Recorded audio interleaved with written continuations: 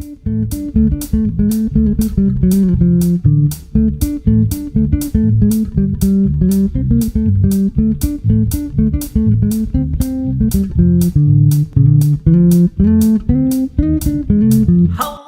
everyone and welcome to Galactic Grooves, the place where I talk about Star Wars because every day can't be all about that bass.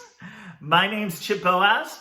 I am a jazz bassist, and usually in this space I make a lot of music. I record and show you the music that I'm working on, and if you have checked that out before, thank you for supporting the music. If you haven't, please check some of it out and support the things I'm doing artistically. But I am also a lifelong Star Wars fan, and I love talking Star Wars. So that's what I'm doing today. I've got my friend Grogu here to help me out. And I'm going to continue my conversation about the D23 announcements today. There was a lot of stuff, and I had a lot to say about it. So yesterday I talked about the things that were talked about, but if you weren't there, you didn't see. I wasn't there. I didn't see. Today I'm going to talk about the things we did see, some trailers that were released, and the things that we are anticipating about those. So get ready to get your groove on. We're going to dive right in and talk D23.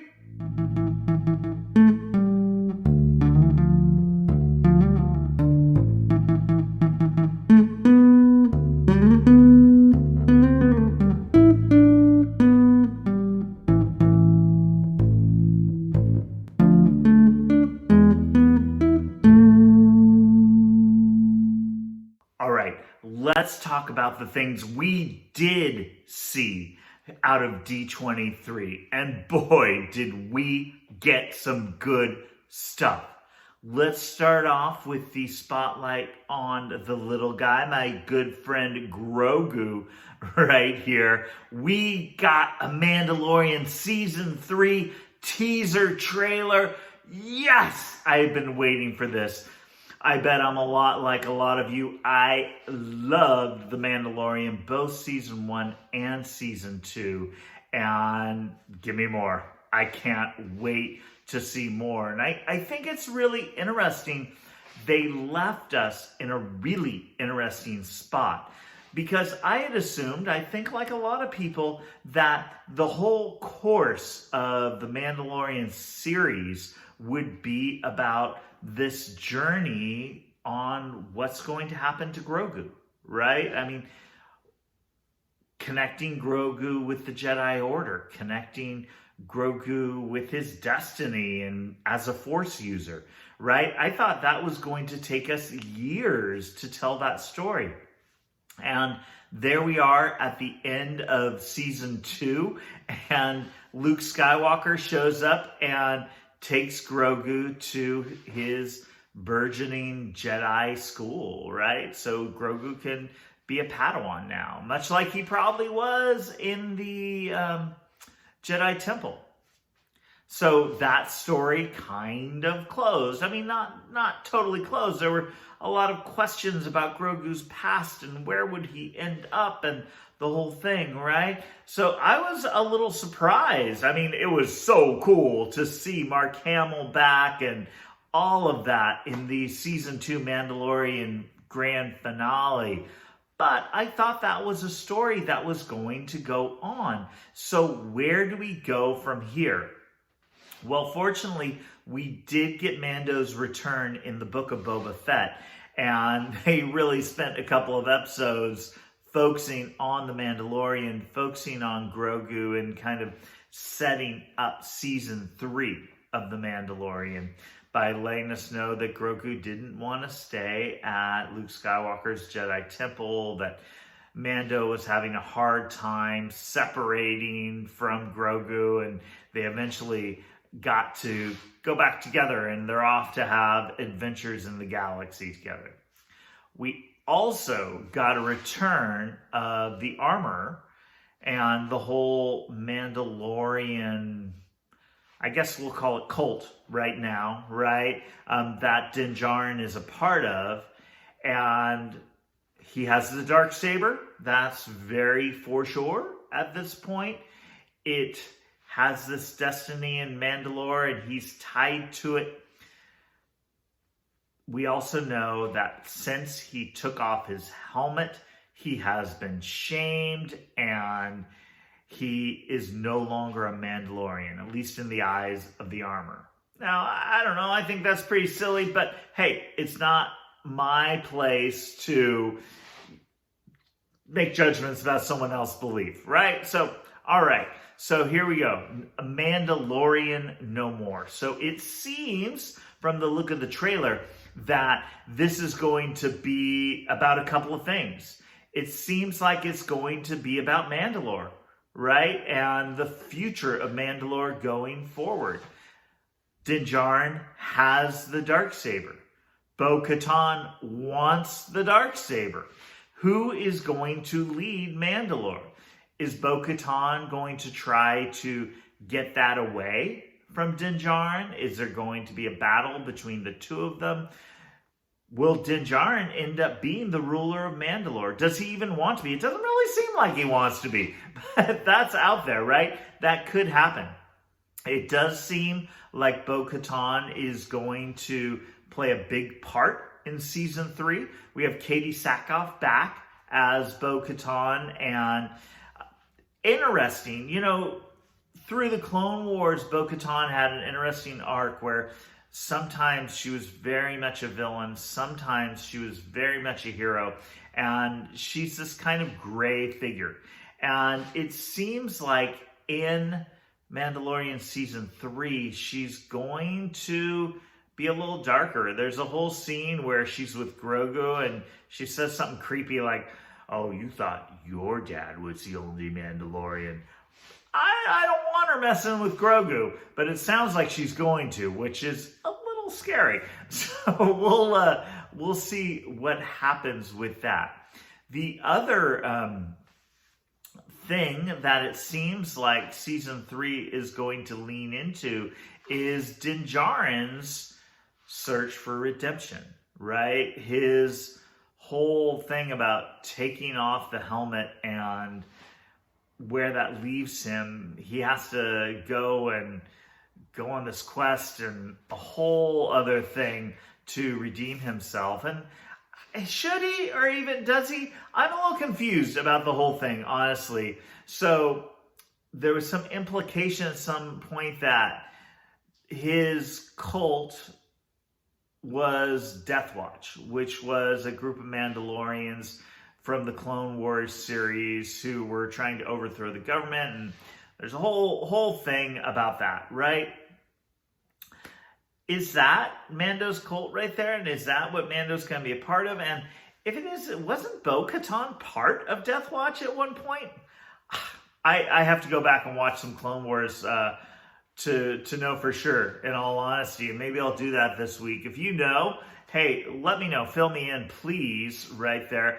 But the whole kind of tension between traditional Mandalore culture, between this cult, between all of this is going to play into the show. We're going to see Din Djarin.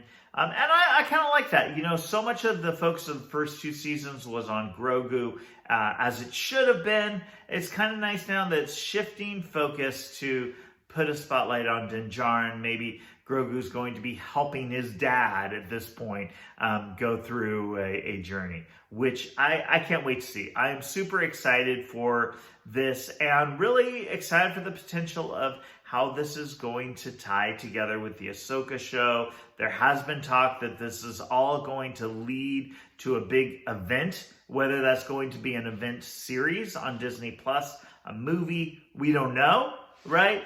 But it is leading towards something. So I'm really curious about that. We're going to get Mandalorian Season 3 in 2023. Interestingly enough, at I think it was Comic-Con, they told us February 2023. Now it's just 2023, so who knows? But we are going to get Season 3 of The Mandalorian, which is awesome. The next thing that they showed us, which I am over the moon about, I can't wait for, is Tales of the Jedi. This looks so cool. This is an animated series of shorts that is going to dig into two Jedi and tell some stories that we've never seen before. So we're going to get 3 episodes on Ahsoka and 3 episodes on Count Dooku, and they are going to show us things that we've never seen about these characters. Now, personally, I find that very, very exciting. I love the whole thing where there are gaps in people's stories and we go back and fill them in. I think it's a great way to storytell. I think there's a lot of cool potential in there. And I like the fact that we are hearing a little bit more about Ahsoka. Ahsoka has had a lot of attention in the Clone Wars, in Mandalorian, and Book of Boba Fett, and now in her own show. It might seem like there aren't stories to tell, but there are so much. We're going to get a show based on the trailer. We're going to get a short based on young Ahsoka before she joined the Jedi Order. I am very interested in this because, you know, the Jedi take children to bring them to be trained for the good of the universe. But that's kind of messed up, right? I mean, the Jedi go and take children away from their parents. Now, how does that work? I mean, is that like a thing? Will the Jedi show up and say, oh, we need this child? That's messed up. Or do they come up and offer something up to the parent makes a choice? What is that like? We're going to see that here in the Ahsoka show. And I'm good because I've always had a little mistrust for the Jedi on that regard. And I can't wait to see that in person. Now, it looks like we're going to get an animated version of some of the Ahsoka novel, which is very cool, which takes place not too long after Revenge of the Sith. And we're going to see her face an Inquisitor and see where she's at right at that point in time. That'll be really interesting. The book, if you haven't read the novel, please read it. It's really great. I would suggest getting the audio book.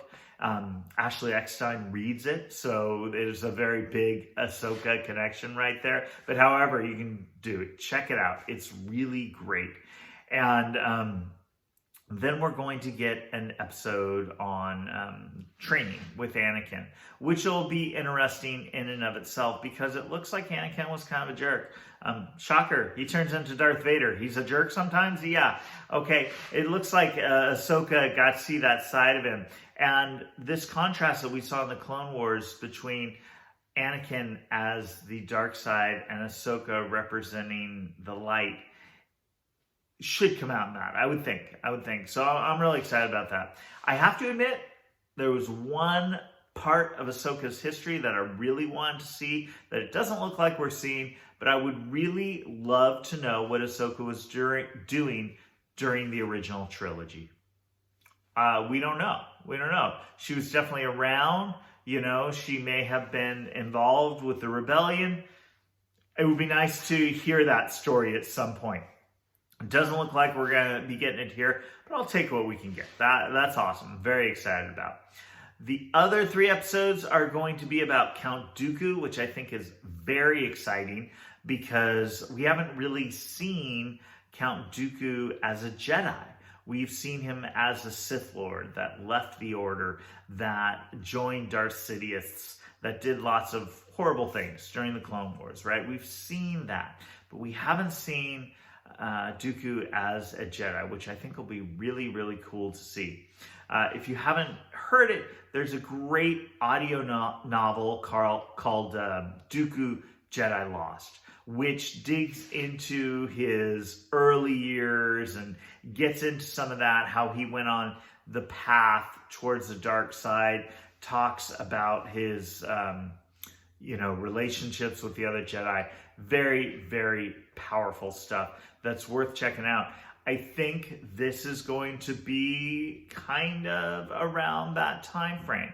It looks like, and I'm so excited about this, we are going to see Qui-Gon Jinn as Count Dooku's Padawan, which is really cool because Qui-Gon has quite a story too that we haven't been, told on. And well, Dooku's story is going to be the focus. We should get to learn a little bit more about Qui-Gon, see him in his younger years. He was a very interesting Jedi, and it would be really, really great to see how he became that way, right? What brought him down that path? And I think we're going to get a little bit of that here during the Tales of the Jedi. We see some Mace Windu, and we see Dooku having a very dark side. I mean, is that why he left the Order? Was he pushed out? I mean, Mace Windu basically kind of restrains him at one point from him going too dark. Qui-Gon Jinn tries to. That's just in the trailer, right? I mean, is this part of it? Maybe we're going to see Dooku leave the Order. Wouldn't that be amazing? That'd be an amazing scene. I mean, remember how powerful it was when we saw Ahsoka walk away from the Order. What if we see Dooku? Wow, that would be so cool. But one of the things that I was flipped out about when I watched the trailer, can we talk about Yaddle? Can we talk about Yaddle for a minute? I mean, come on. We saw Yaddle in animation right there, and we're going to get an episode that is going to have Yaddle in it. How long have I waited for this? How long? I mean, come on. We got like 30 seconds of Yaddle in The Phantom Menace. And they just throw that out there casually. Oh yeah, there's another Jedi that's a lot like Yoda. We're just going to throw that out there and then never talk about it again. I mean, come on. We need some Yaddle. Disney Plus, I need a Yaddle series. Right? I need to know what's going on with this whole thing, right? Is she related to Grogu? Isn't that possible, right? I cannot believe we are going to see Yaddle in Tales of the Jedi. I can't wait. This one is coming out on October 26th. Now, I'm not sure if they're going to drop all 6 episodes at once or it's going to be a weekly thing. I would think they're going to drop them because this is going to be in the same time frame that Andor is going to be playing. So, I don't know, I wonder just how long these shorts are going to be. Are these going to be 5-minute shorts? Are these going to be like a 20-minute, half an hour episode of Clone Wars type short? I don't know. I hope we get that 20-minute, half an hour, honestly. But we'll see, right? But I can't wait. October 26th is going to be a good day, without a doubt.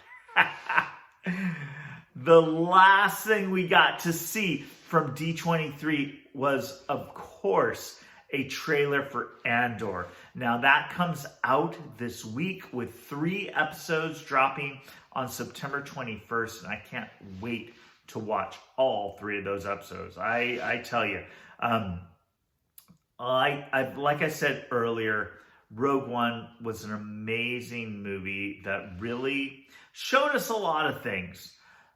It was interesting that the tone was a little dark, right? And we saw that, the rebels, yes, they're the good guys in the story, but the good guys have had to bend the rules sometimes. The good guys had to get a little dark sometimes. The good guys had to do things that maybe they regret, were hard to swallow in order to push the universe forward. And it seems like we're getting that same type of tone in Andor, right? I'm really interested to see this character's origin and how he kind of grows into the rebel spy that he becomes in Rogue One, right? But it seems like the tone of the show is going to be a little dark. There's also, I am really fascinated by the contrast between the 2 characters that they're setting up between Andor and Mon Mothma, right? It seems like Mon Mothma is going to play a big role in the show.